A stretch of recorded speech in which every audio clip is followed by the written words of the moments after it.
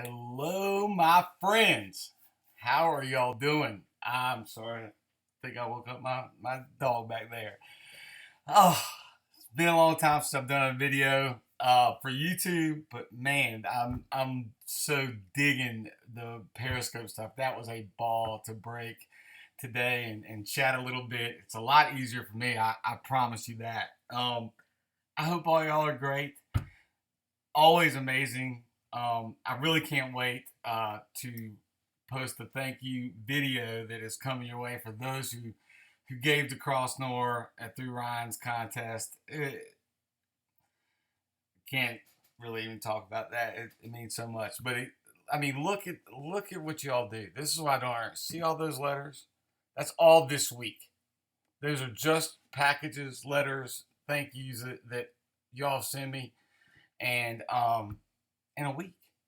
That's why I don't understand everybody always saying the car community is awful and scamming all this. Yeah, they're out there, but come on.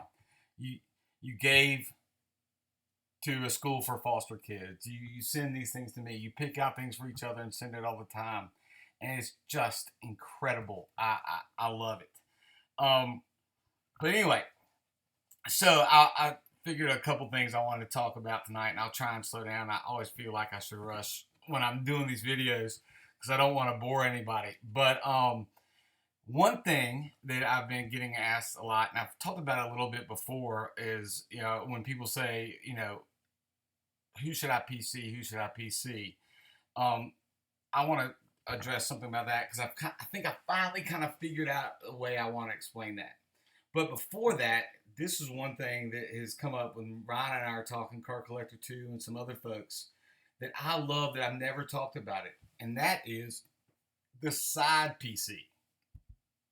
I absolutely love having the slow burn, try and collect something where it's not your main focus on the side, slowly but surely. I think it's a ball. Now, I didn't end up doing that till much later in my collecting life.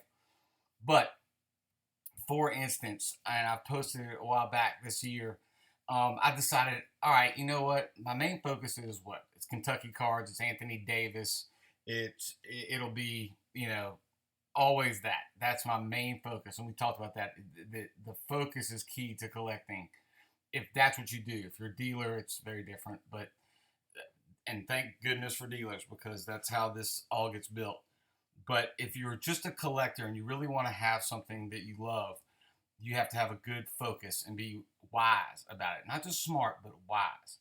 So, anyway, one thing I discovered later in my life of collecting was picking out something outside of my main focus and slowly kind of picking my way through it and just taking time with it. Um, for instance, last year at the 1986 Fleer set, I sat there. Somebody asked me, "What's your favorite card of all time?" And it's definitely not my most expensive card, but it's a great card. Don't get me wrong, but it's a Michael Jordan rookie, and it's not because of it being his rookie or anything like that. Actually, um, my dad never collected stuff. He collected pocket knives, but very different. Um, but this is one. So he would buy me a box of cards or something like that when I was younger.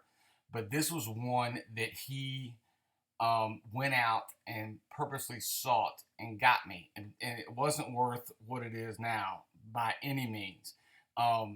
This was back when it was like $105 card or something like that.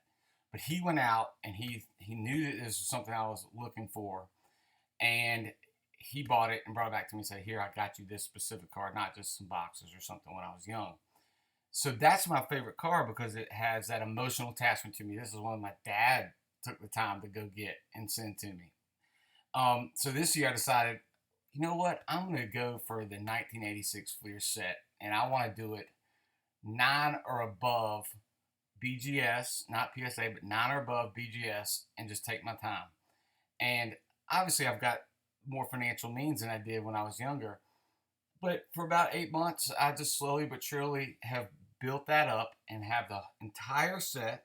I mean, I got like 15 of them at Nationals, maybe 20.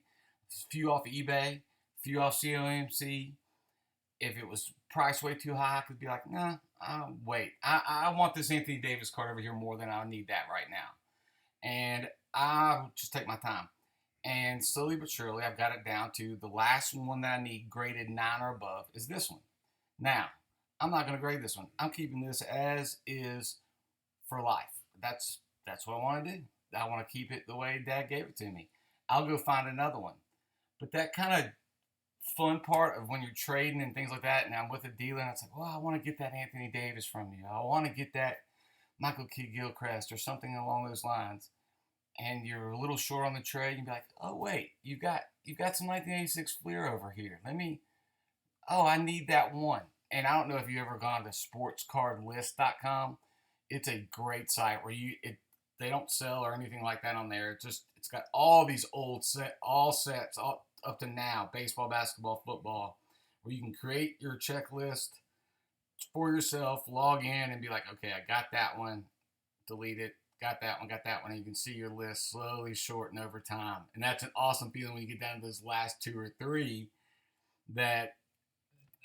it's so great to feel that completion. But it wasn't like that's all you thought about all day, every day, and went for it. Again, and I do sets like that when that's what I'm going for right now. That's my main focus. But this stuff is fun to do on the side, and it kind of allows you to juggle some of that stuff that makes the collecting, the journey, so fun. Because I feel like what's lost in people that just flip all the time that aren't dealers, but that have fallen just in love with doing that, is they miss out on that journey. Oh man, how did you get that car? Well, actually, that's a pretty cool story. Let me tell you about that. And you go through it. And this has come along a lot faster because I got a lot of NT. But trades, gifts, and so on. One of my main side PCs this year has been as soon as I saw National Treasures. I mean, it's only been 3-4 weeks. Is I saw this is the prettiest National Treasures RPA looking cards that I've seen since the 2012-13 Immaculate and National Treasures, the ones that looked like this with the Anthony Davis. And I said, okay, I think this is worth going for. And say, all right, let me be smart about this. Is this worth spending time and money slowly over a lot of time? Well, it's got a ton of Kentucky players, which I love. It's got the aesthetic beauty of the cards. It's got guys that aren't Kentucky players that have real potential, great future. Like I think D. Russ and Okafor and those guys can be really something else. And I've got the ability to kind of go after it. And I've got friends that have 1 or 2 here and there that I can go after. So, as you can see, this whole stack here are all National Treasures RPAs from this year. So, when you go through it, you can say, oh man, let me get this back. But you've got the big guys, right? So, for instance, of course, the guys like Towns, oh wait, and then I hold up a Duke guy. I know that Lance or some of my Duke friends are laughing. But Towns, Okafor, Porzingis, and I say, I kind of set my own parameters. Where does it need to be? There's another Towns that both of those were pulled out of breaks that I was in. But here we go. Became Christmas. But set my own parameters. All right, so does it have to be true RPA to 99? For me, I was like, no, I don't care. If it's at a 25, great. If it's at a 5, great. If it's at a 99, great. It's just this version, the rookie patch auto, horizontal. I want to get one of every player. And what makes it fun is when you get something like that, like a Justin Anderson, who's not one of these super expensive world killers card on eBay, or a Grant. You can take great joy and satisfaction in being like, man, I've gotten closer to my set, and that's just a beautiful card. Like that's worth putting that time together. And I'm in no rush to get the Jerry Grant, but I can keep an eye out for it. And slowly but surely, it comes together. And this has happened much faster than I thought. Um, like this one. Look at this Looney. What a patch. You see my dog's in a sleep. Look, when she starts kicking, sleeping like that, that's a whole lot of Great Dane. But anyway, Ubre. Like, I don't care about, you know, this one specifically, but I love the card and it's got the set and it'll be a beautiful display at some point. So then that lends itself to others where you say, all right, and again, it's all, financial means and ability, but there's no rush. There's no rush.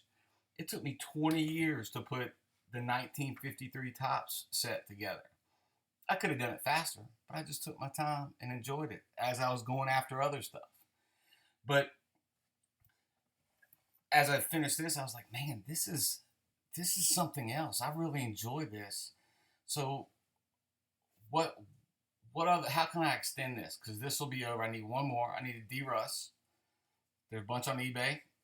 I'm not sure that there's a price I want right now, so I can wait and trade for something at Nationals. But it made me think, all right, what if I go back? How far back do RPAs with National Treasures and Immaculate go? And it's 2010, 11. I'm like, what if I either pick a National Treasures or an Immaculate set? Not both, because that's a lot of work and a lot of money. But what if I pick one of those and find out and do one RPA set from either National Treasures or Immaculate from each year they've done it? And it's perfect because the first time they did National Treasures RPAs was the year John Wall and DeMarcus Cousins came out for Kentucky. And it was kind of the beginning of the Calipari era and all that. I'm like, okay, this will be fun. This can do it. Now, that means some really big cards, really tough decisions. But luckily, I had the Steph Curry thanks to not trading it and holding on to it. I know people like it when I show this, so there's that one again. Got that out of a Leaf Best of Basketball. That would be the hardest one to get by far. Got the Karl Towns. I don't have an Anthony Davis Immaculate, and I chose Immaculate for that year. And it's like, okay, I'm gonna go back, and now that's something I'll keep an eye out for at Nationals. Maybe I can trade one of these Kobe's for a true Anthony Davis RPA. I don't have a John Wall true RPA. Okay, well, that's something I could trade one of these guys that is not my main focus, like a really nice LeBron or a really nice Kobe. I could do that. Or now I got to find Giannis's RPA. Anyway, you get the point where it was 1986 Fleer. Before that, it was 1953 Topps. Now it's doing an RPA set for each year and just keeping that eye out. But that side PC is something we never really talked about. And a lot of people say side PCs and this and that. But I just thought I'd share that's how I do mine. I really enjoy that. And then use sportscardlist.com to kind of slowly keep track. Another one that I've been doing is trying to get every Kentucky Contenders auto, number 99, number cracked ice 23, number 15, and then you can't really do one-on-ones because that's crazy. But slowly but surely, I've got all the 99s of Kentucky, the ones that look like this. I've got all but 4 cracked ice, and the 15s are really hard to find. I can't find them. I've only got like 4 or 5 of those. But there we go. And it kind of meshes in with what I always love, which is Kentucky stuff. But that kind of leads me to the main thing I wanted to talk about. So that's my side PCs. I really enjoy that stuff. And I think I was going to show this because somebody asked me to show this and mention this today when we were talking. This is the beauty of the community chatting.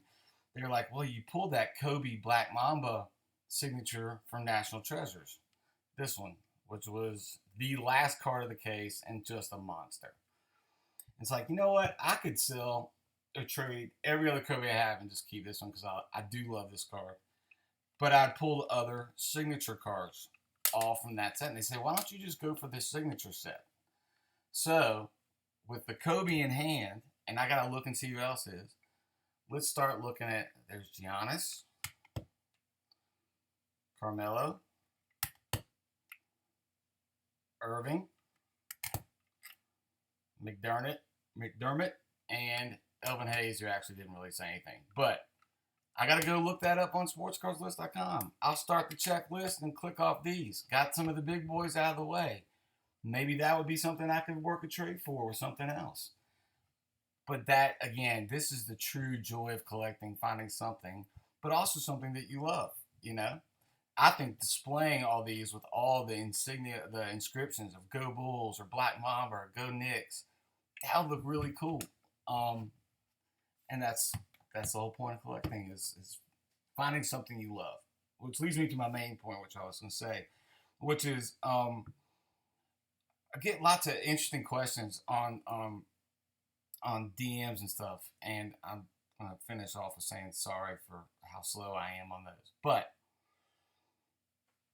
to me, I've been thinking about how to phrase, why I collect, or when I get the question, who should I PC, or why don't you trade, or why don't you sell, or I know you give away a lot, but it's easy to give when you have a lot. I get all that. I really do. But to me, it's about need versus want versus joy. And the truth is, I don't need anything, and it's not because of this room, which is only a blessing. It's because I mean, when I was 15 and had no autographs and nothing, I was still happy and had joy with my Dwight Gooden rookie card, which is now probably worth $5, maybe. But I loved that card. And that's why it's always funny to me when people say, "Oh, I need that," on the Instagram, or need or want and all that. Well, I also had the question once, well, what if your house burned down? Would you just cry? No, because I still got the memories and the joy of this. Yeah, I'd be bummed. I'm not stupid. I mean, yeah, I'd certainly be bummed. But the truth is, there's nothing here that I need to have that joy. Now, that gets into want. Do you want to do this? Are there things that you want to have to add to this? Absolutely. It's not like some random thing. I mean, clearly there is a passion here that all of us have. And you want to cultivate it. But it's about cultivating it the right way, to me. Where if they come in tomorrow and it's like the stock market crashed in the 1920s, sorry, all your investments are out. You got robbed. This all happened. Your wife's leaving you, taking all this, and it's like you got nothing left except for 4 cards under $5. Well, okay, that sucks, tough, but do I love those 4 cards under $5? Is there an attachment to those cards? And did I love how I got those cards? Is there a story behind it? And to me, that's the joy of it. So, yes, I don't need anything. There are things I definitely want and chase after, but the joy is in the chase, it's in the journey, it's in the story. And what you have to do, to me, and I'll say this probably from now on, when I talk to people about who should I PC or this and that, it can't come from anybody else. It has to come from you. And the best advice I could give is try your best. We're all human, but try your best to divorce yourself from financial association with what you PC. It doesn't mean you shouldn't trade for this because you can sell it more and then go after your PC. There is a business part of all of this. But if you can take the sense of urgency out of it, if you can divorce yourself from the financial attachment to it, again, with your PC, because we're all human, and yeah, I know the Kobe card I pulled is worth a lot, and the Steph Curry and all these things.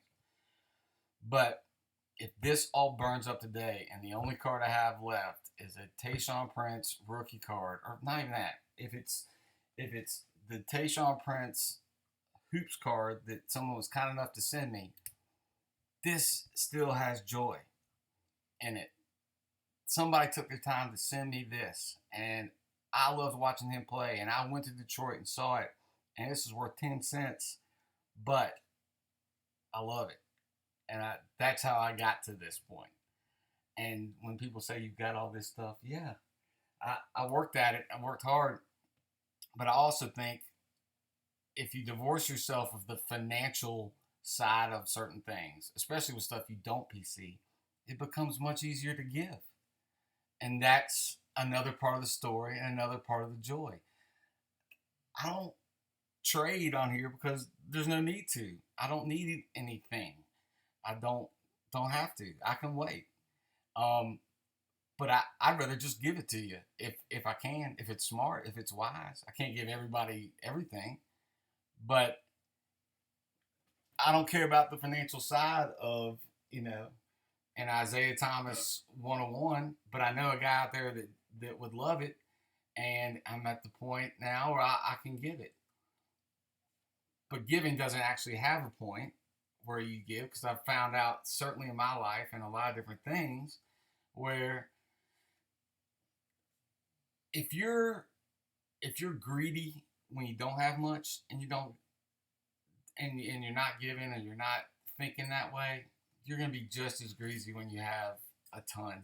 So if you're doing it for joy and you can let something go because you know it's going to make their day, a Zach Randolph patch auto that's beautiful that I'm going to send to Best Grizz fan. And this isn't a Yay Jimmy thing. This is just advice stuff.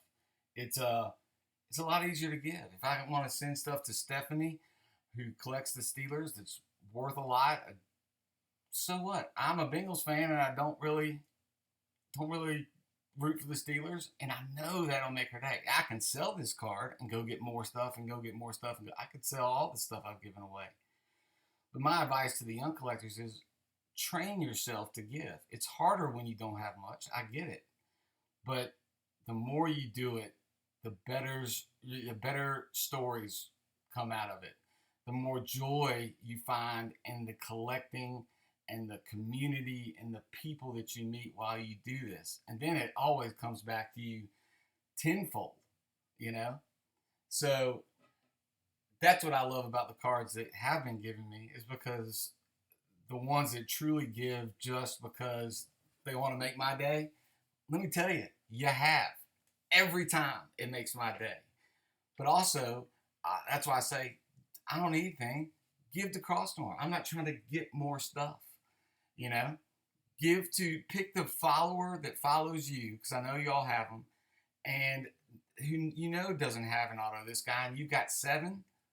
Okay, well, if you can, give one away and keep the other 6.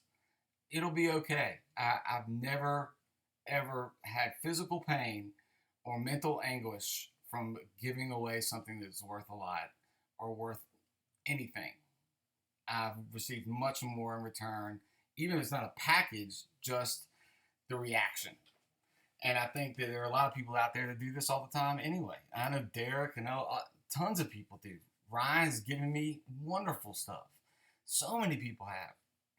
So that's just my advice that I wanted to share. The side PC, and if you can differentiate between needing something, wanting something, and finding joy in the process, the closer your needle gets to joy, the more fun you'll have with everything. Because if you trade something away that goes to $1 billion and you never really cared about the player or anything, yeah, you can feel bad about it and wish you had it back. I get that. And like I said, I'm human.